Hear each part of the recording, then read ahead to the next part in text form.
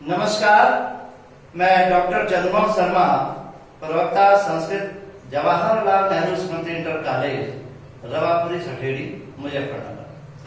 प्यारे बच्चों, आज हम कक्षा 12 संस्कृत में रघुवंश महाकाव्यम द्वितीय सर्ग के 41 से 43 श्लोकों का अध्ययन करेंगे। आज के इस व्याख्यान के शिक्षण बिंदु है पूर्व ज्ञान, हिंदी एवं संस्कृत भाषा में संदर्भ, श्लोकों का सस्वर वाचन, श्लोकों का अन्वय, शब्दार्थ, इसके बाद हिंदी एवं संस्कृत में व्याख्या, काव्य सौंदर्य, अति लघुत्तरीय प्रश्न और अभ्यास कार्य। प्यारे बच्चों, कक्षा 11 में रघुवंश महाकाव्य द्वितीय सर्ग के पूर्वार्ध में आपने पढ़ा कि राजा दिलीप अपने कुलगुरु वशिष्ठ की आज्ञा के अनुसार नंदिनी गाय की सेवा में लग गया। प्रातःकाल होते ही रानी सुदक्षिणा नंदिनी गाय की पूजा करती। उसके पश्चात गाय के बछड़े को दूध पिला करके गाय कई को जंगल में चढ़ने के लिए छोड़ दिया जाता। राजा दिलीप स्वयं उसके पीछे पीछे चलते और उस नंदिनी को स्वादिष्ट घास खिलाते, उसकी मक्खियां थी उनको उड़ाते, उसको खुजलाते। जब वह बैठती तो स्वयं बैठ जाते, जब वह घास खाती तो वह स्वयं भोजन करते। इस प्रकार से राजा उसका अनुकरण करते हुए जो है सेवा करते करते उसको 21 दिन व्यतीत हो गए। जब 21 दिन व्यतीत हो गए तो गाय जो नंदिनी थी उसने राजा की परीक्षा लेनी चाहिए। उन्होंने देखा कि यह राजा मेरी निस्वार्थ सेवा करता है अथवा स्वार्थवश। तो 22वें दिन वह जंगल में चढ़ते एक गुफा के अंदर प्रवेश कर गई। वहां पर एक सिंह ने उस पर आक्रमण कर दिया। राजा दिलीप ने सिंह से उस गाय को छुड़ाने के लिए जैसे ही अपने तरकस में से बाणों को निकालना चाहा, वैसे ही उसके हाथ चिपक गए और वह बाण नहीं चला सका। इस पर राजा दिलीप से वह सिंह बोला कि मैं भगवान शिव शंकर का सेवक हूं और ये जो देवदार जो वृक्ष है यहां पर सामने दिखाई दे रहा है, मैं इसकी रक्षा करता हूं। एक बार हाथी ने इसकी छाल को रगड़ दिया था तो पार्वती जी को बड़ा दुख हुआ, इसलिए शंकर जी ने मुझे इसकी रक्षा के लिए नियुक्त किया है और कहा है कि जो कोई भी प्राणी या जानवर यहाँ पर आए तो इसकी रक्षा करते हुए तुम उसको मार करके खा सकते हो। इसलिए गाय मेरे पास आई है और ये मेरा भोजन है और इसलिए मैं अब इसे तुम्हें नहीं दे सकता, तुम वापस लौट जाओ। यहां तक प्यारे बच्चों आपने कक्षा 11 में रघुवंश महाकाव्य द्वितीय सर्ग का अध्ययन किया। अब कक्षा 12 में जो निर्धारित पाठ्यक्रम है उसमें जो आप पढ़ने वाले हैं वो अब यहां से पढ़ेंगे 41वें श्लोक से। मैं आपको अच्छी प्रकार से कथा समझ में आए, मैं जो अब पढ़ने वाले हैं आप इसको भी संक्षिप्त में मैं यहां बताना चाहता हूं। उसके बाद सिंह की बातों से महाराज दिलीप ये समझ जाते हैं कि ये भगवान शंकर के प्रभाव के कारण ही मेरे अस्त्रों की गति रुक गई। जब उन्हें जानकारी होती है तो उनके अंदर जो एक अपमान की भावना भराई थी तो वह कम हो गई। उन्होंने कहा कि महादेव जी मेरे भी गुरु हैं, मेरे भी पूज्य हैं, मैं उनका सम्मान करता हूं, लेकिन मैं अपने गुरु वशिष्ठ की इस गाय को इस प्रकार से मरते हुए नहीं देख सकता। इसलिए तुम मेरे शरीर से अपनी भूख को शांत कर लो और इस गाय को छोड़ दो, क्योंकि यह गाय वशिष्ठ जी की, गुरु वशिष्ठ की है और इसका बछड़ा भी आश्रम में इसके आने की राह देख रहा होगा। तो उसकी बात सुनकर के सिंह हंसता है और ये कहता है कि हे राजन, तुम तो मुझे बड़े मूर्ख मालूम पड़ते हो। आप एक छोटी सी गाय के लिए आप इतने बड़े साम्राज्य को, अपने इतने सुंदर शरीर को, अपने इस साम्राज्य को त्याग देना चाहते हो, अपने प्राणों को गंवा रहे हो, इसलिए तुम मुझे मूर्ख प्रतीत होते हो। आप, वह सिंह राजा को सलाह देता है कि इस जैसी अत्यधिक दूध देने वाली करोड़ों गाय देकर के तुम अपने गुरु के क्रोध को शांत कर सकते हो। लेकिन राजा सिंह की बात का राजा पर कोई प्रभाव नहीं पड़ता। अंततोगत्वा सिंह राजा की बात को मान लेता है और राजा जो है की उंगलियां जो तरकस से चिपकी हुई थी वे छूट जाती हैं और राजा सिंह के सामने अपने आप को समर्पण कर देता है। वह प्रतीक्षा करता है कि सिंह कब आक्रमण करे, कब उसको खाए, लेकिन क्या देखता है कि एक आवाज आती है कि पुत्र उठो, और ऊपर से फूलों की वर्षा होने लगती है। पुत्र उठो, इस आवाज को सुनकर के जैसे ही ऊपर देखता है तो वहां सिंह गायब था और नंदिनी ने मनुष्यवाणी में उस समय कहा कि पुत्र, मैं तो तुम्हारी परीक्षा ले रही थी, तुम इस परीक्षा में उत्तीर्ण हो गए, मैं तुम्हारी सेवा से प्रसन्न हूं, वर मांगिए। राजा ने कहा कि वंश को चलाने के लिए एक पुत्र का जो है मुझे वरदान दीजिए। रानी जो है नंदिनी ऐसा कहकर के कि ऐसा ही होगा, और वहां से जो है उसको जो है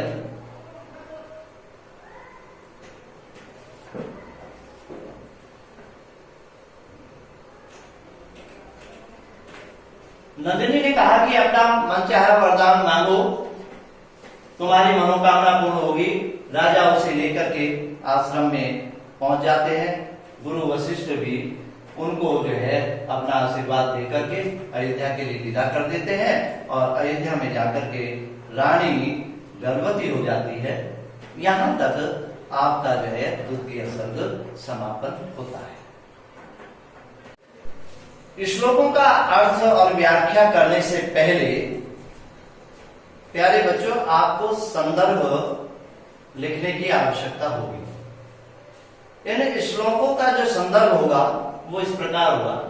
जब हिंदी में आप व्याख्या करेंगे तब संदर्भ लिखेंगे कि प्रस्तुत श्लोक कवि कुलगुरु महाकवि कालिदास द्वारा विरचित रघुवंश महाकाव्यम के द्वितीय सर्ग से उद्धृत है अथवा लिया गया है या अवतरित है। संस्कृत भाषा या संदर्भ, संस्कृत भाषा में जब आप व्याख्या लिखेंगे तो वहां भी संदर्भ सहित व्याख्या पूछी जाएगी। तो आप क्या लिखेंगे इसमें? प्रस्तुतः श्लोकः कवि कुलगुरु महाकवि कालिदास विरचित रघुवंश महाकाव्यस्य द्वितीय सर्गात् उद्धृतः अथवा अवतरितः अस्ति। जैसा कि अभी आपको पूर्व कथा मैंने बताई, तो प्रस्तुत श्लोक में सिंह की बातों से राजा पर होने वाली जो प्रतिक्रिया का वर्णन इसमें इस श्लोक में किया गया है। सबसे पहले हम इस श्लोक का सस्वर वाचन करें। आप ध्यान पूर्वक सुनें। इति प्रगल्भं पुरुषाधिराजो मृगाधिराजस्य वचो निशम्यः प्रत्याहतास्त्रो गिरीश प्रभात् आत्मन्यवज्ञामशिथिलीचकार। अन्वय में इस प्रकार होगा, पुरुषाधिराजः मृगाधिराजस्य इति प्रगल्भं वचः निशम्य गिरीश प्रभावा प्रत्याहतास्त्र आत्मनि अवज्ञाम शिथिली चका। अब हम इनके एक एक शब्द का अर्थ देखेंगे, आप भी ध्यान पूर्वक देखें और उसको आप साथ साथ नोट भी करें। अन्वय पुरुषाधिराज, पुरुषाधिराज का तात्पर्य पुरुषाणाम अधिराज, अर्थात पुरुषों का राजा, अर्थात राजा दिलीप। ये नृत्य के लिए है, राजा दिलीप के लिए है। राजा दिलीप ने मृगादि राजस्य, अब ये मृगाधिराज है, यहाँ पुरुषाधिराज तो राजा दिलीप के लिए आया, और मृगाधिराज जो मृगों का या पशुओं का जो राजा है वो क्या मृगाधिराजस्य, मृगाणाम अधिराज, जो मृगों का अर्थात सिंह के, इति प्रगल्भम, इस प्रकार के प्रगल्भ, प्रगल्भ दृष्टि को कहते हैं, या अभिमान पूर्वक वचहा, वचनों को निशम्य, निशम्य का तात्पर्य श्रुत्वा अर्थात सुन करके, निशम्य वचनों को सुन करके, गिरीश प्रभावा, गिरीश कहते हैं भगवान शंकर को, महादेव जी को कहते हैं, महादेव के प्रभाव से प्रत्याहतास्त्र, प्रत्याहस्त्र निरुद्ध हो गए हैं, रुक गए हैं मेरे अस्त्र, मेरे अस्त्र बाधित हो गए हैं। आत्मनि अवज्ञाम, ऐसा आत्मनि अपनी, अवज्ञाम अपने अंदर, आत्मनि अपने अंदर जो अवज्ञा थी, अपमान की भावना थी, शिथिली चकार, ढीली कर दी, अर्थात कम कर दिया। शिथिल का कहते हैं ढीला, शिथिल करना, अर्थात यहां पर अर्थ निकला कम कर दिया। क्या अर्थ हुआ इसका, एक बार और देखें कि पुरुषादि राजा अर्थात राजा दिलीप ने मृगा सिंह के इस प्रकार के अभिमान पूर्वक वचनों को सुनकर के, जो अभी आपको इसमें संक्षिप्त में कथा में बताया, सुन करके गिरीश प्रभावा प्रत्याहतास्त्र, यह जान करके कि मेरे अस्त्रों की जो गति है वो भगवान शंकर के प्रभाव से रुकी है। जब इतनी जानकारी होने पर वह आत्मनि अवज्ञाम शिथिली चकार, वह अपनी अवज्ञा को, अपने अंदर की जो अपमान की भावना है उसको कम कर दिया। आपकी सुविधा के लिए मैंने अन्वय में आए हुए सभी शब्दों के अर्थ भी यहाँ पर लिख दिए हैं, इसको आप देख, इससे आपको सुविधा मिलेगी।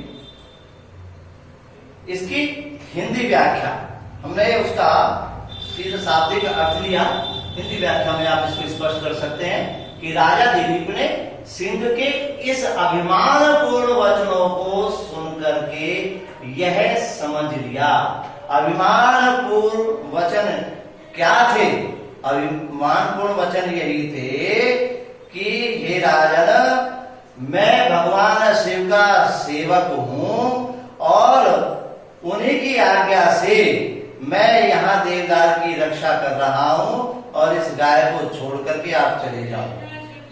तो ये सारे उनके अभिमान पूर्ण वचनों को सुनकर के राजा ने जब ये जान सुनकर के समझ लिया कि मेरे अस्त्र की गति महादेव जी के प्रभाव से रुक गई है, ऐसा सोचकर उन्होंने अपने अपमान की भावना को कम कर दिया।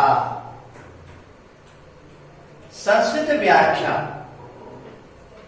संस्कृत व्याख्या में आप इसको इसी प्रकार करेंगे सामान्य, नराधिपति दिलीप,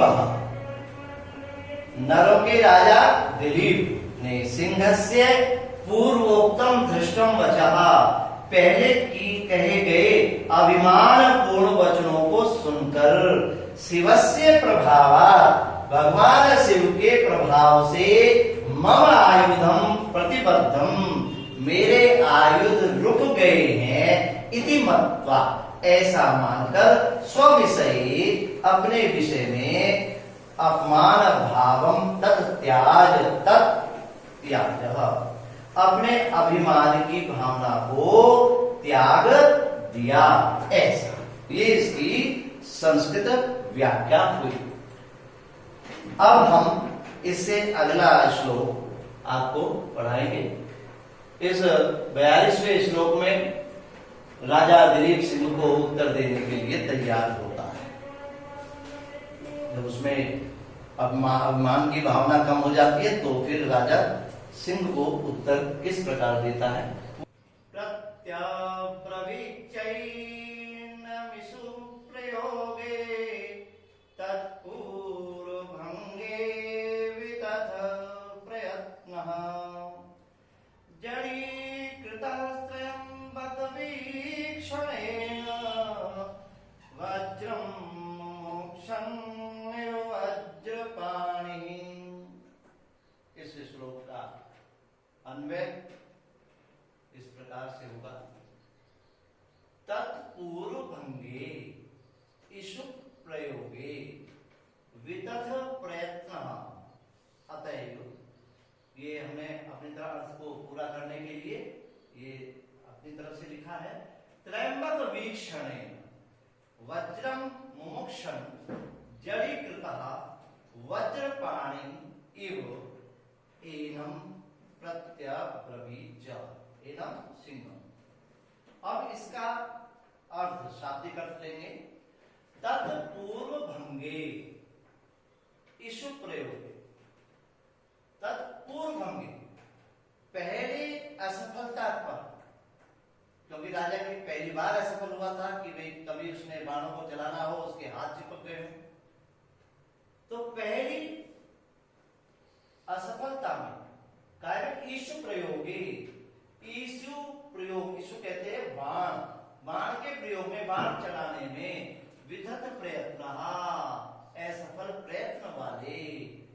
अतएव इसलिए त्रयंबक वीक्षणेन, त्रयंबक कहते हैं शिव जी, महादेव जी, महादेव के वीक्षणेन देखे जाने पर वज्रम मोक्षण, वज्र को फेंकने की इच्छा रखने वाले, छोड़ने की इच्छा रखने वाला, जड़ीकृतः जड़ हो गया था। कौन?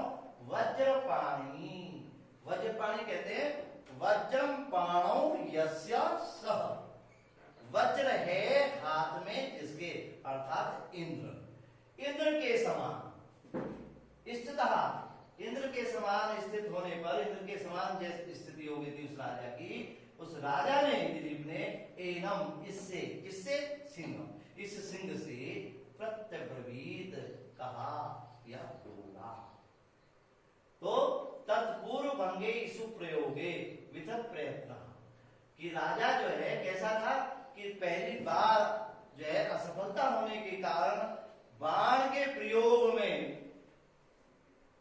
वितथ प्रयत्न, जिसके प्रयत्न निष्फल हो गए हैं, ऐसा उसकी स्थिति त्रयंबक के द्वारा, शिव जी के द्वारा जो है देखे जाने पर वज्र छोड़ने वाले, वज्र फेंकने की इच्छा रखने वाले, किसके समान? इंद्र के समान वह जड़ हो गया था।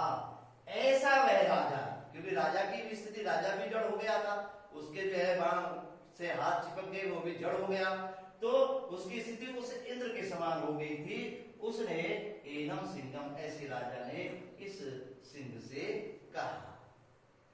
अब इसका शब्दार्थ यहाँ भी हमने आपकी सहायता के लिए, बाद में आपको इससे बहुत लाभ मिलेगा, साथ मिलेगा व्याख्या करने के लिए।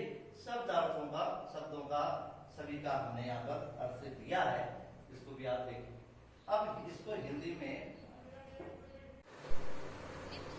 प्यारे बच्चों, यहाँ पर वज्र और वज्रपाणि दो शब्द आए हैं। महाभारत में एक कथा आती है कि जब वृत्रासुर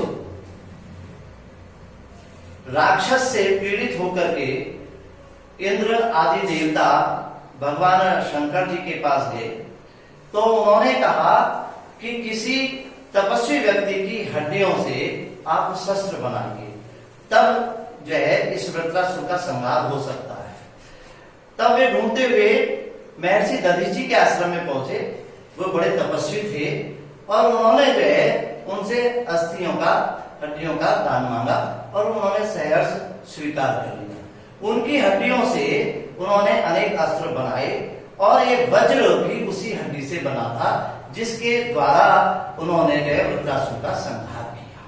दूसरी घटना, मां पार्वती ने देवताओं के साथ राक्षसों का संहार किया।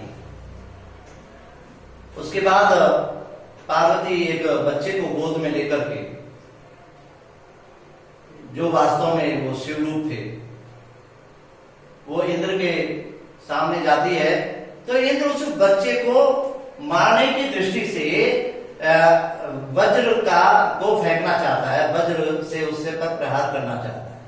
जैसे उस बच्चे ने उसकी तरफ देखा, जो वास्तव में शिव जी थे, जब देखता है तो उस जो वज्रपाणी है यानी कि इंद्र है, उसका हाथ वहीं रुक जाता है, जड़ हो जाता है। तो वही स्थिति यहां पर जो है उधर इसमें कालिदास जी ने बताया है कि उस राजा की भी स्थिति उसी वज्रपाणी के समान, इंद्र के समान हो गई थी। वहां उसका हाथ रुक गया था और यहां शिव जी के कारण ही इसके जो हाथ बाण से चिपक गए थे। इसलिए अब इसकी व्याख्या आप अच्छी तरीके से आप लिख सकते हैं, समझ सकते हैं कि उस प्रथम विफलता में बाण चलाने में निष्फल प्रयत्न राजा दिलीप जिसकी स्थिति उसी प्रकार हो गई थी, यानी कि वह जड़ हो गया था, उसके हाथ चिपक गए थे, ठीक उसी प्रकार जैसे भगवान शंकर जी के द्वारा देखे जाने पर इंद्र जो उन पर वज्र से प्रहार करना चाहता था वह जड़ हो गया था, ऐसी स्थिति इस राजा की हो गई थी। और राजा ने उस सिंह से कहा या सिंह को उत्तर दिया। अब ये आपकी समझ में आ गई होगी दृष्टांत से व्याख्या। अब संस्कृत व्याख्या, तत्प्रथम भंगे शरद प्रयोगे, उसके प्रथम भंगे प्रथम विफलता में बाणों का प्रयोग यानी बाणस्य प्रयोगे, बाण के प्रयोग में विफल प्रयास शिवस्य दृष्टया, शिव जी की दृष्टि से देखे जाने पर निष्फलीकृतः जो जड़ हो गया था ऐसे इंद्र के समान स्थित होकर राजा दिलीप ने एनम सिंहम प्रत्युवाच, इस सिंह से कहा या इस राजा जो है इस सिंह से बोला। अब जब इस सिंह से क्या बोला वह इस श्लोक में कहा गया है। इस श्लोक का भी हम सस्वर वाचन करेंगे, ध्यान पूर्वक सुनिए। समृद्ध चेष्टस्य मृगेन्द्र कामं हास्यं वचस्तद्यद्धं विवक्षुः अंतर्गतं प्राणवृतां हि वेद सर्वं भवान् भावमतो विधास्ये। ये इसका श्लोक।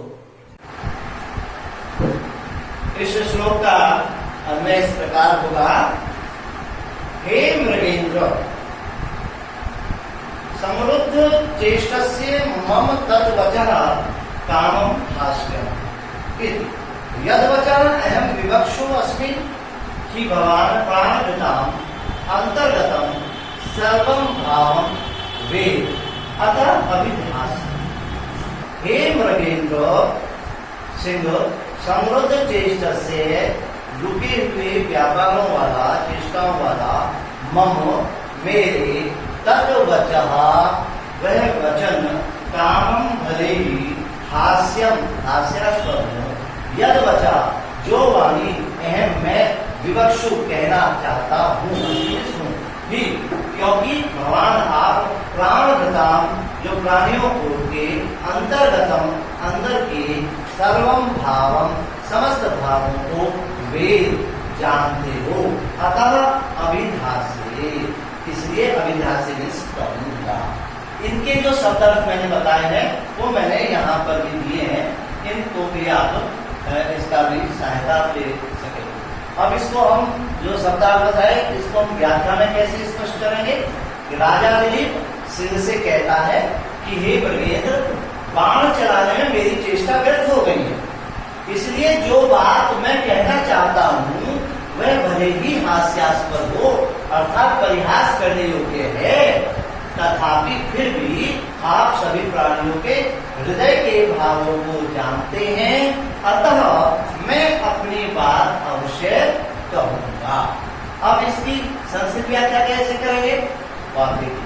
हे सिंधु यद वचः, जो वाणी जो वचन अहम वक्तुम इच्छामि, मैं कहना चाहता हूँ, तद वचः प्रतिबद्ध व्यापार से, वह वचन प्रतिबद्ध व्यापार वाले मेरे भले ही परिहसनीय हास्यास्पद है, हंसने योग्य है, परंतु यतः भवान, क्योंकि आप प्राणधारियों प्राणियों के मनोगतम सर्वम भावम जानाति, व्यक्ति जानाति, मन के समस्त भाव को जानते, इसलिए मैं कहूंगा। ये इसकी संस्कृत व्याख्या।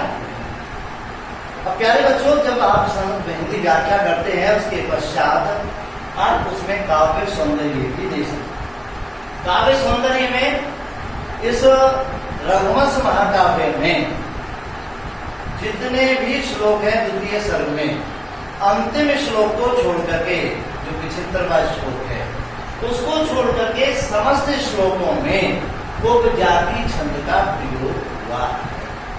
तो आप क्या बताएंगे कि इन श्लोकों में उपजाति छंद है। उपजाति है इंद्र वज्र और उपेंद्र वज्र दोनों को मिला करके उपजाति छंद बनता है।